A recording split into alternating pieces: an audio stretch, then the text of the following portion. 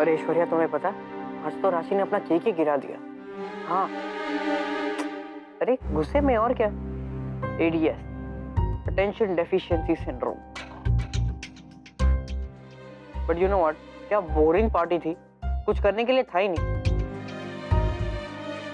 अरे बच्चों के साथ मैं क्या बात करूं, और कुछ कहो तो बुरा मान जाते हैं। हाँ, हेलो हेलो हेलो ऐश्वर्या। अरे यार, लाइन ही डेड हो गई। हेलो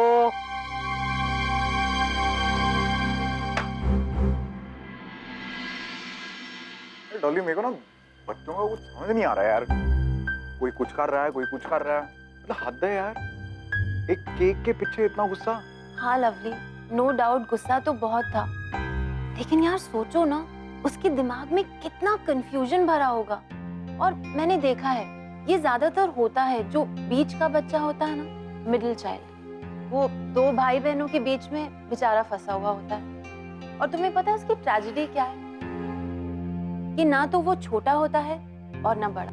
और रहने दे यार, माँ पे वो लाख कोशिश करते नहीं थकते, और फ्री फंड में बिन बात के उनको विलन बना दो। एमी, जो भी है लवली, पिंकी दीदी और जीजू को राशि को बहुत सेंसिटिवली हैंडल करना होगा। हाँ वो तो है ही।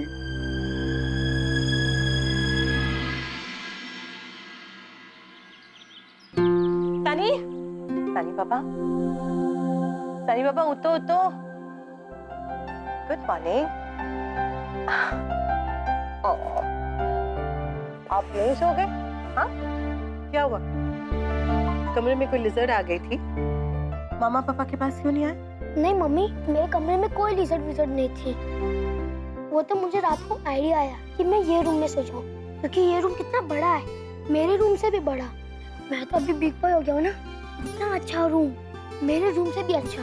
आप एक काम करो, ये सोफे को मेरे रूम में शिफ्ट कर दो और बेड यहाँ पे ले आओ। इसको मेरा रूम बना दो और उसको हॉल बना दो। सनी राजा, ऐसे थोड़ी ना होता है।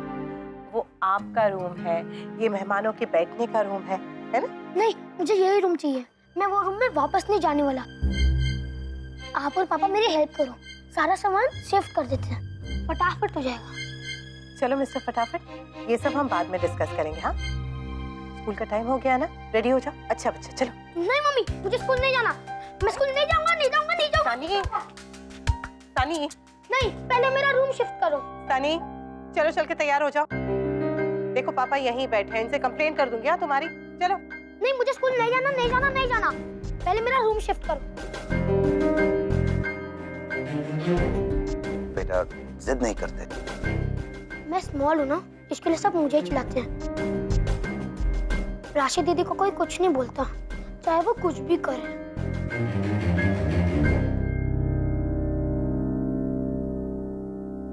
सुना तूने राशि, तेरे बर्ताव का किस तरह से असर पड़ता है सनी पर?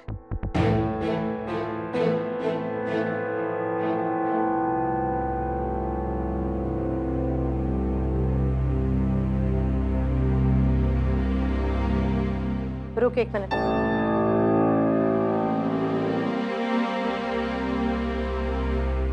टिफिन नहीं लेना, और रावी दीदी का वेट नहीं करेगी? मैं नीचे ही जा रही हूँ, और रावी दीदी अकेली भी आ सकती है।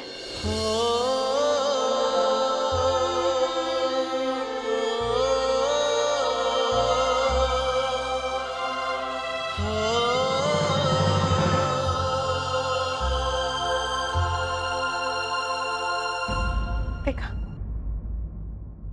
देख रहे हैं आप? ये कब तक चलेगा ये सब चीज? ज्यादा दिन नहीं जान।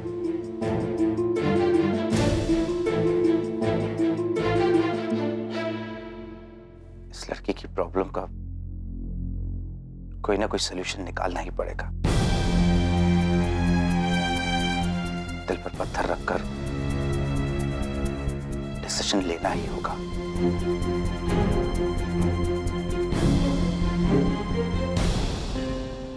रॉकी, गिन्नी, चलो आओ जल्दी से, नाश्ता करके जाना है, स्कूल के लिए देर हो जाएगी। चल अपना कैलेंडर निकाल, साइन कर दूं उस पे। हाँ। गिन्नी पुत्र, जरा वहां से फोन तो लाके दे। अंदर का फोन ना काम नहीं कर रहा। Good morning. शायद डायल टोन नहीं है। फोन बंद है, पता नहीं कल से नहीं चल रहा है। नहीं दादी, इसमें भी डायल टोन नहीं है। अब माया डैडी जी के फोन से कर लो ना। ठीक है। आपको फोन पे बात करना है? हाँ। वो कल रात को मैंने फोन का प्लग निकाल दिया था, अभी लगा दिया। आपने जानबूझकर फोन का वायर निकाला था? हाँ। क्यों?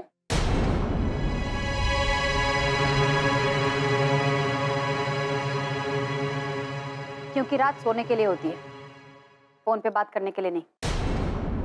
तुम आप अगर मुझे अपने फ्रेंड से बात करनी हो तो क्या आप आकर फोन काट दोगे? ये सही नहीं है ना माँ। 2 फुट की हुई नहीं है और इतनी लंबी तेरी जुबान चलने लगी है। आज के बाद मुझे मत सिखाना क्या करना है क्या नहीं करना है, समझी? नाश्ता कर। अरे ठीक ही तो कह रही है गिनी, ये तो गलत बात है। आपको पसंद नहीं तो क्या हम फोन पे बात नहीं कर सकते रात को? कोई इंपॉर्टेंट फोन हुआ तो आप ऐसा नहीं कर सकते हो? बेटा कर तो मैं क्या कह सकती हूँ तुझे अंदाजा भी नहीं। और खबरदार आज के बाद उल्टा जवाब दिया था। काफी दिन से मैं तेरी बदतमीजियां देख रही हूँ। अगर हम चुप हैं, कुछ बोल नहीं रहे हैं तो इसका मतलब ये नहीं है कि हम कुछ बोल नहीं सकते। अपनी हद में रह रॉकी सिंह। अगर आज के बाद बदतमीजी की ना, तब देख, मैं पिंकी नहीं हूँ। एक ऐसा थप्पड़ खींच के मारूंगी ना कि पूरा महीना पूरी Delhi Chakrata फिरेगा।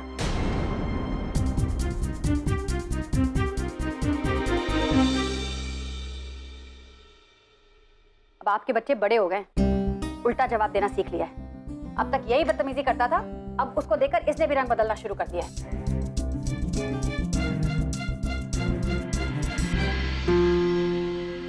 I'm so sorry Ravi, मैं कल तेरी बर्थडे पार्टी पर नहीं आ पाई। Anyways, belated happy birthday to you. Thank you. You know, मैं ऐश्वर्या को भी यही बोल रहा था कि अच्छा हुआ करनी है। हाँ, अली जाफर जरूर आया था, वरना अगर केक स्मैशिंग देखने में मजा आता है तो ठीक है, अदरवाइज तो बहुत ही बोरिंग पार्टी थी। नहीं? Hey, I'm just kidding, यार। Oh, एक second. This is for you. वो कल दे नहीं पाया। Thanks Rocky. Hey wow, belated happy birthday Ravi and congrats. क्या लग रही है तू? वैसे सुना है तुम्हारी पार्टी बड़ी डैशिंग थी। एंड तेरी बहन का क्या हुआ? उसने तुझे सॉरी बोला क्या? अच्छा हो कि हम करेक्ट टाइम पे सही तरीके से बड़े हो गए, वरना एक जनरेशन लेट होते ना तो ये सब बचपना में हैंडल नहीं कर पाता। चलो, लेट हो रहा है।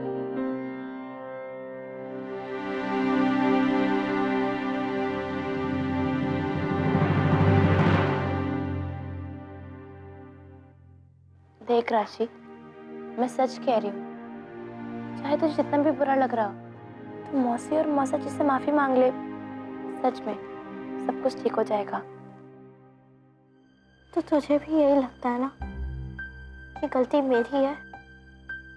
करी अगर करेक्ट केक आता ना तो मुझे गुस्सा नहीं आता।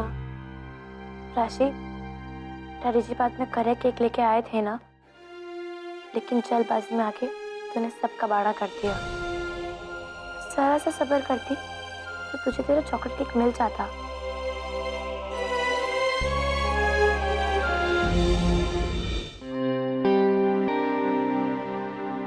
जी नमस्ते जीजा जी। जीत ने ना ये पैसे भिजवाए हैं। कल आप वो केक लाए थे, वो बहुत एक्सपेंसिव होगा ना, उसके लिए। वो तू पागल है? तुझे शर्म नहीं आ रही पैसे वापस करते हुए? और ना स्वीटी जी, देना चाहती तो दे दो ना। और जी आप पैसे दे रहे हो तो पूरे पैसे दो ना, सिर्फ केक के क्यों? खर्चा तो और भी हुआ था, कम से कम 500 रुपए का पेट्रोल का खर्चा हुआ जी केक को ढूंढने में। और प्यास लगी थी तो मैंने 12 रुपए की एक पानी की बोतल भी ले ली। और जी बात ऐसी है तो फिर पूरा ही खाता क्लियर कर दो ना। बचपन से आज तक हमने जो राशि को और राशि क्या रावी और सन्नी को भी मिठाइयाँ खिलाई हैं, उन सबका मैं आपको बिल दे देता हूँ। आप पूरे पैसे एक साथ क्लियर कर देना, ठीक है जी? दीदी, वो पिंकी जी जानते हैं आप परेशान हो, लेकिन उसका मतलब ये थोड़ी हुआ अगर राशि की जगह हमारी गिन्नी होती तो क्या किया होता? केक गिरा देती। गिन्नी की इतनी मजाल नहीं है। वो जरा सी नजर भी टेढ़ी करती ना तो सबसे पहला थप्पड़ उसे मैं मारती।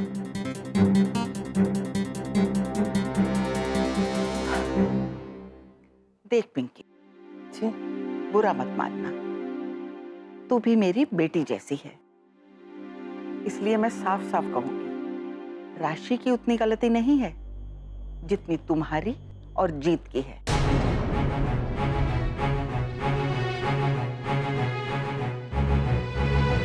देखो पिंकी, हर माँ बाप अपने बच्चे को प्यार करते हैं, लाड चाव करते हैं, उनके नखरे उठाते हैं, लेकिन अगर सिर पे बिठाओगे तो वो तो सर पे नाचेंगे ही ना।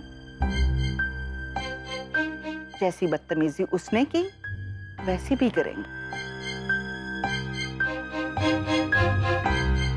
बेबे बचपन में ना ऐसा होता है। हाँ मम्मी जी, हम दोनों भी तो बचपन में कितना लड़ती थी, लेकिन पापा जी ने हमें कभी थप्पड़ नहीं मारा, बल्कि हम पापा जी की आंखों से ही डर जाती थी। पापा जी की एक और बात से डरती थी, याद है? अरे वो वाली बात, पापा जी कहते थे कि अगर तुम दोनों लड़ोगी ना तो तुम दोनों का नाम एक एक पर्ची में लिख दिया जाएगा और वो दोनों पर्चियां डाल दी जाएंगी एक कटोरे में और उनमें से एक पर्ची मम्मी जी उठाएंगी। जिसके नाम की पर्ची निकली उसे भेज देंगे हॉस्टल में। और हॉस्टल का नाम सुनते ही हम दोनों इतना डर जाती थी कि लगती थी गिड़गिड़ाने। मुझे तो पापा हॉस्टल के नाम से बहुत डर लगता है। ये भी डरती थी। जैसे हॉस्टल ना वनवास हो गया है?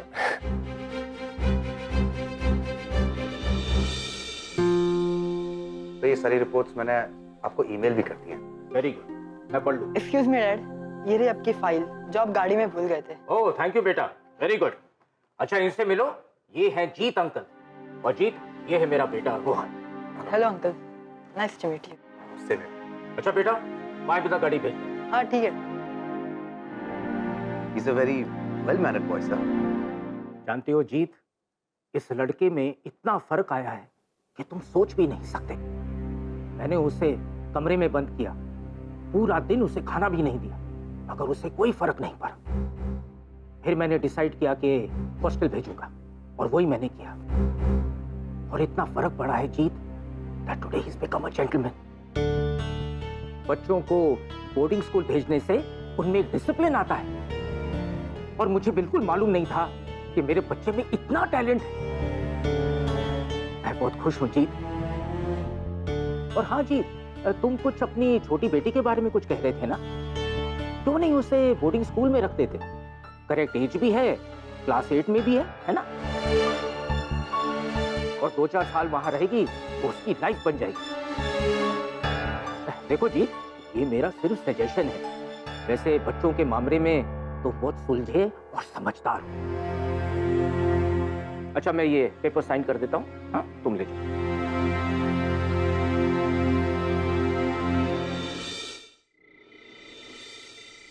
डियर मम्मा एंड पापा, आई नो आप मुझसे नाराज हो और मुझसे बात भी नहीं करना चाहते। मुझे कल पार्टी में ना केक नहीं फेंकना चाहिए था, लेकिन क्या करूं, आपकी जिद्दी बेटी हो ना तो गुस्सा आ गया। जब रावी दी का 13th बर्थडे था और हम दोनों ने सेलिब्रेट किया, तब से मैं अपने 13th बर्थडे का वेट कर रही हूँ कि आप मेरा 13th बर्थडे मेरे लिए उससे भी ज़्यादा स्पेशल बना दोगे। लेकिन मेरे गुस्से ने ना ही मेरे लिए स्पेशल बनाया, ना आपके लिए। पापा, मैं प्रॉमिस करती हूँ कि मैं कभी ज़्यादा गुस्सा नहीं करने वाली। Please forgive me, I am sorry. आपकी स्मार्ट एंड प्रिटी वाली बेटी, जीनियस राशि।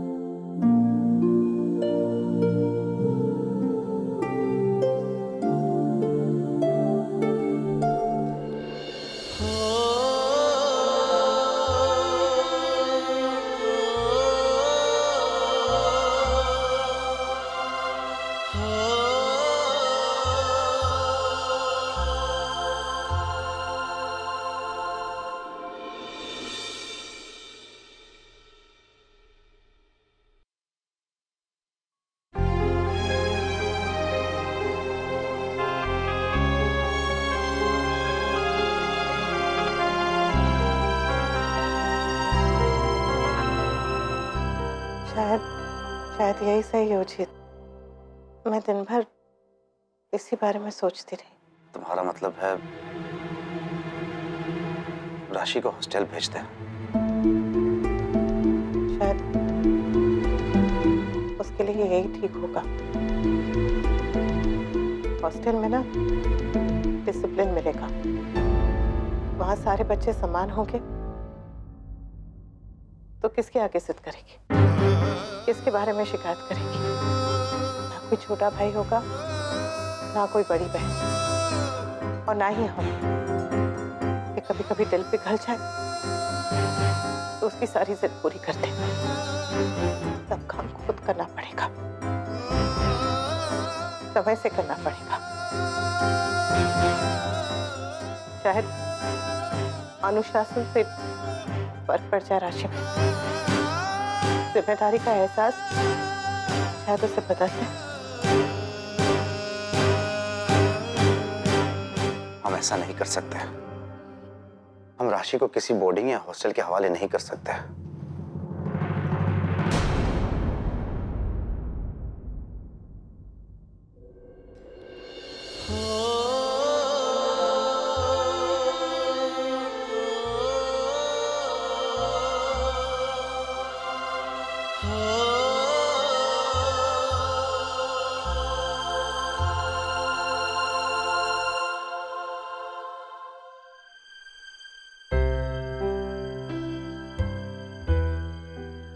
सबसे इंटेलिजेंट,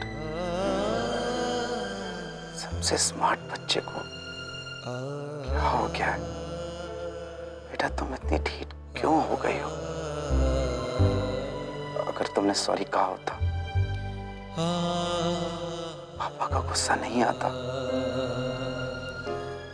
पापा का हाथ नहीं उठता। तुम्हें पता नहीं है, पापा को बहुत बुरा लग रहा है। I love you, बेटा।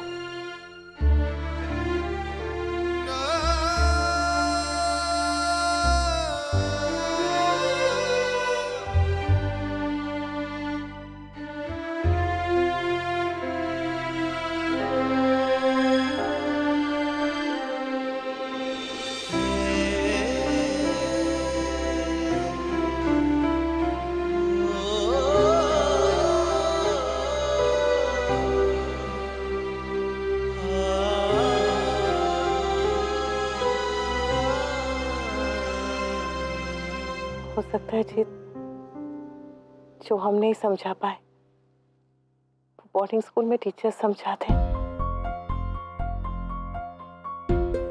वहां वो इतने सारे बच्चों में से एक होगी, तो शायद समझ भी जाए। मुझे ये आइडिया पसंद नहीं आ रहा है। मैं थोड़ी ना कह रही हूँ कि हमें अभी राशि को भेज देना चाहिए।